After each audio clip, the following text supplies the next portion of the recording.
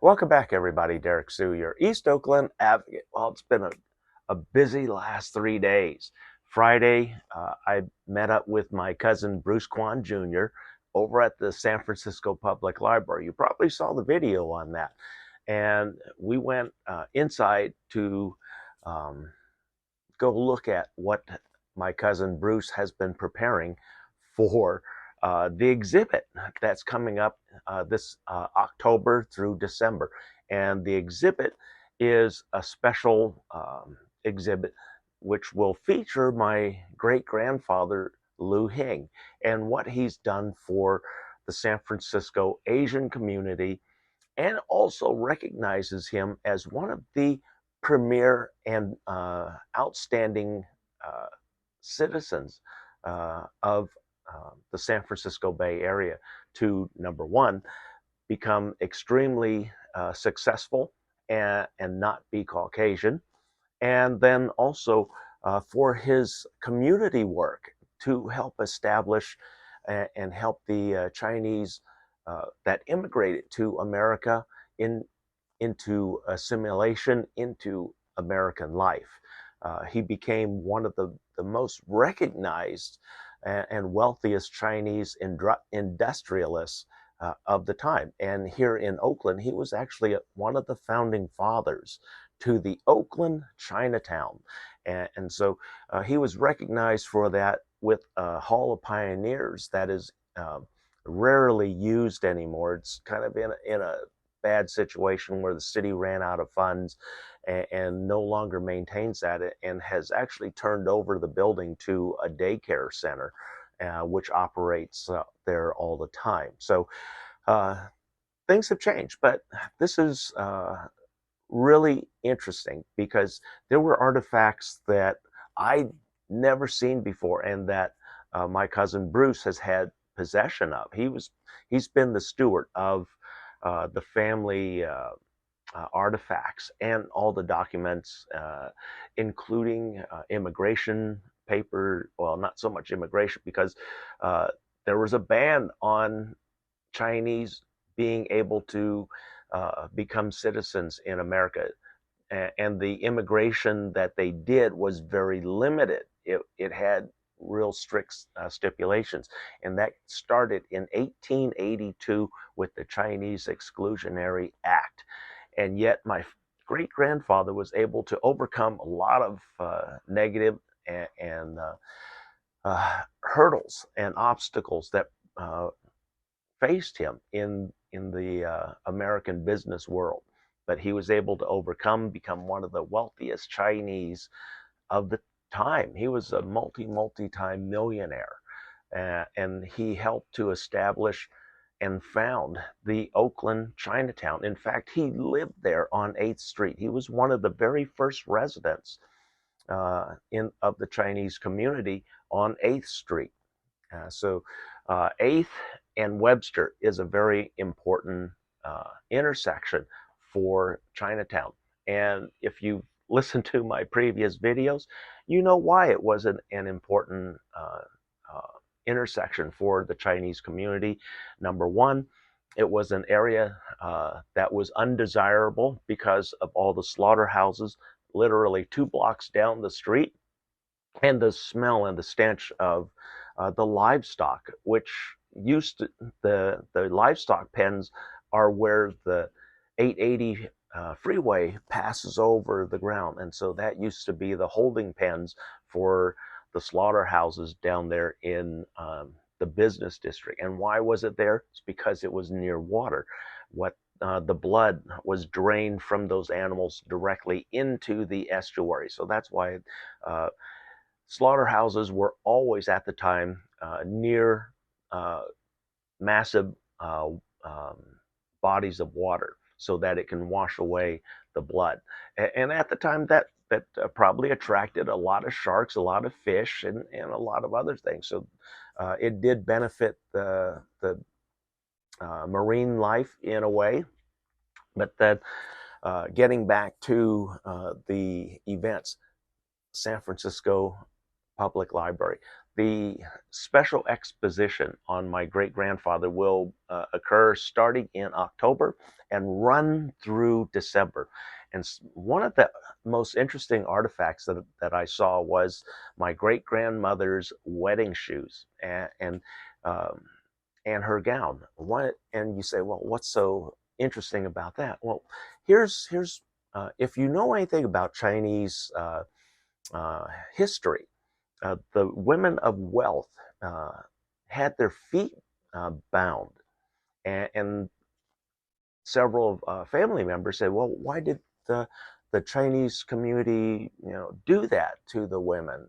That had to be very painful." Yes, it was very painful, and it had to start at a very early age because it didn't happen overnight. It took years to bind the feet.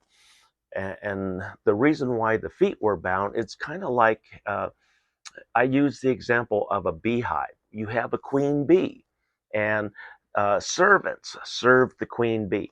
This is what that is. This is a perfect example of that, because the woman of the head of the household, who was married to the wealthy man, she was not expected to do any kind of work. In fact, by doing this, it prevented her from even walking. Using the bathroom was a chore at times. So, uh, sh- um, the woman who had the bound feet, she was served hand and foot. Her job was to only provide children, just like a queen bee provides eggs to expand the hive. The woman was only to expand the family. So that was the purpose of the bound feet, to prevent her from moving around and um, possibly even running away, because a lot of times these were arranged marriages. My grandparents was an arranged marriage. My grandmother was the last generation with bound feet. And it was my grandmother was very slow at walking all the time because her feet were so it was so painful to walk. And what they do, they take the toes and they curl them all the way under to shrink, so that the length of the toes are greatly diminished. They're almost invisible. It's almost like the toes were cut off without being cut off. And so the woman is literally walking on the tops of her toes that are now deformed and bent over. And so that's what the binding of the feet were. And so the female, while some say that it was that could be considered cruelty, well, yes and no, because a woman of stature at that time, who was there were sacrifices, yes, and that was the sacrifice of mobility. Her beauty would still be maintained, and that would be the only thing that would matter. Uh, and then, since the husband, who was very wealthy, could provide for servants to serve her hand and foot 24 hours a day, and that was what happened. And that's why a lot of Asian families had lots of kids. The And especially if they came from a wealthy family, which my great grandfather eventually worked himself into wealth. Uh, but when my grandfather was married, here's another interesting fact that I knew from before, that my my grandparents' marriage was actually, it was an arranged marriage, and my grandfather, while he never met my grandmother prior to the marriage, he was not able to go back to China for the marriage ceremony. And so, in lieu of um, uh, the groom being present, in Chinese custom, it is normal to replace the groom, the uh, future groom, with a live chicken in the place of the groom. And so the ceremony continues, and the chicken is in place of the groom. And so the marriage is consummated through that ceremony. The bride and her mother, or both parents, come to America to do the handoff. And that's where my grandmother She had all the special documentation because my grandparents, my great grandparents, did all the documentation, had the marriage certificate from the old country. In fact, I had the original their marriage certificate and the picture of the chicken that stood in place of my grandfather Thomas, or yeah, my grandfather Thomas to my grandmother Bark. And it was real interesting to have that. And unfortunately, I don't have that piece of artifact anymore, which would have been an incredible uh, addition to the display that's going to be presented from October through December this year at the San Francisco Public Library. So I hope that you have an opportunity to go there and see some of the artifacts. In fact, one of the artifacts was one of his very first tin boxes. He made a tin box in the 1870s, and he handmade dominoes. Yeah, he handmade dominoes. And so there were two domino sets in that, and that'll be on display, along with a lot of documents from the period. Also, for those of you who like Monopoly, my great grandfather was the one of the originators of get out of jail free cards, because he had letters from all the different sheriffs departments of the different counties that he would visit.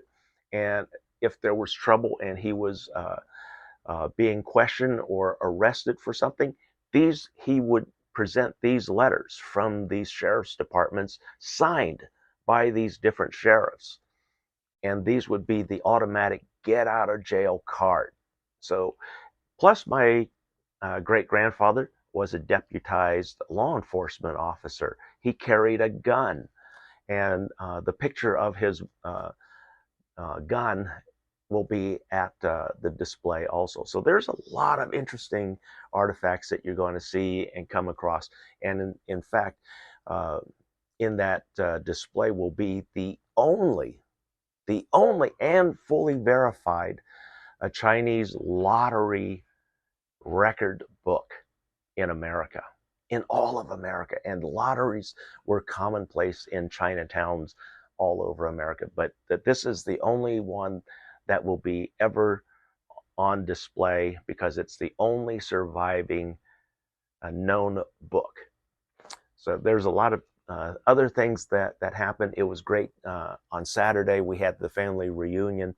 Uh, and it's interesting to see, you know, you grew up with a lot of your cousins, your relatives, and now here we are in our later years, and I see their parents in their faces. In fact, uh, one of my cousins who lives in Piedmont right now, uh, his son looks so much like him.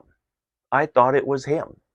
And then the daughter of my cousin Patrick and Adeline, their kids look like carbon copies of them. Uh, my cousin Kimmy, she, after seeing her, I saw my Aunt Sue, her mother, in her. So it's uncanny how some of us have evolved into looking exactly like our parents. Um, Another one, Ralph Lew Jr. He looked exactly like uh, his dad, and like I said, it was just real interesting. It was a good time meeting cousins and relatives that I've never met. Because the last time I attended one of these was prior to my mother passing away, and one of the some of the interesting things was Bruce was clearing out, and Vera, Leo were clearing out some of the more simple archives, and their pictures. They had all sorts of photographs from past family reunions. And so this was one of them that I picked up. And right here, that's my ex-wife. Her and I, she was a model, 6'1" model. And we were still a new couple. My cousin Patrick and his wife Adeline are right here, and like I said, their kids look exactly like them. And you can actually go in a previous one of the back postings on Facebook, and you'll see them in one of the photos of the reunion. So anyway, and you'll say, "Wow, they sure do look like their parents."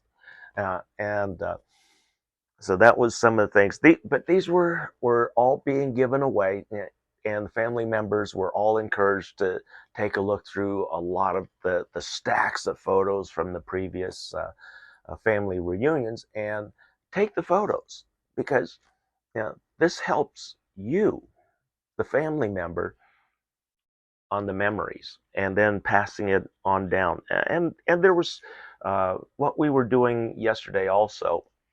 Bruce was at um, the reunion, working to pass the torch to the next generation. Because here we are, I'm already 64. Bruce is in his late 70s, and Vera's in her 70s. So, we're getting to a point where we don't have the energy, and nor do we have the time, because time is running out for many of us. We're seeing uh, where family reunions like this, we used to number 500 to 600, and we fill an entire banquet hall. And then on this one, there was only about 60, a little better than 60 people at this restaurant, but it was a good turnout. And uh, my filming staff, the film crew that was present, I said, "Man, everybody's so nice. They're so happy. We can see a lot of good things with this family, and the joyous feeling that is amongst everybody in the room." And they said that because they've been to and have seen other family reunions where there's fighting. I mean, especially when there's alcohol involved. And one of the nice things, while we did have some alcohol, most people did not drink. And we were drinking soft drinks, sodas, water, 7 Up, things like that. But there was beer available, and um, some other alcoholic refreshments. I didn't drink any of that. I just drank 7 Up, and that was it. So it was a great event for everybody. And then yesterday, Sunday, my documentary crew from LA, uh, we went around to some of my past areas, my past schools. In fact, my first school is now included in the documentary, and that was Markham Elementary School, right off of 73rd Avenue up the street here. And then we drove by, got video of my elementary school, Burbank Elementary, which is no longer an elementary school, it's a preschool now. And we did some filming from the actual protest site that I had back in 2021.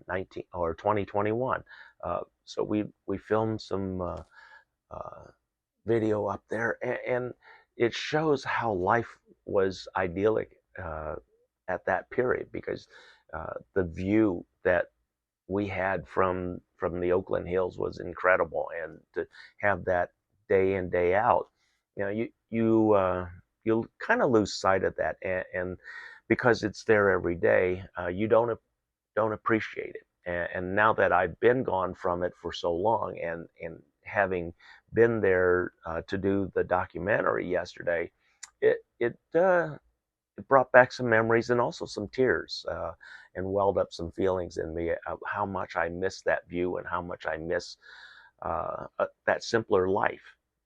And so, anyway, that's a review from my last 3 days, Friday, Saturday, and Sunday. It's been a very eventful weekend. A lot of great things happening. Like I said, I got to meet some relatives for the first time that I've never known about or I've never seen. And then some of the relatives that I watched from birth to now an adult. Thanks for joining me, everybody. We'll be right back.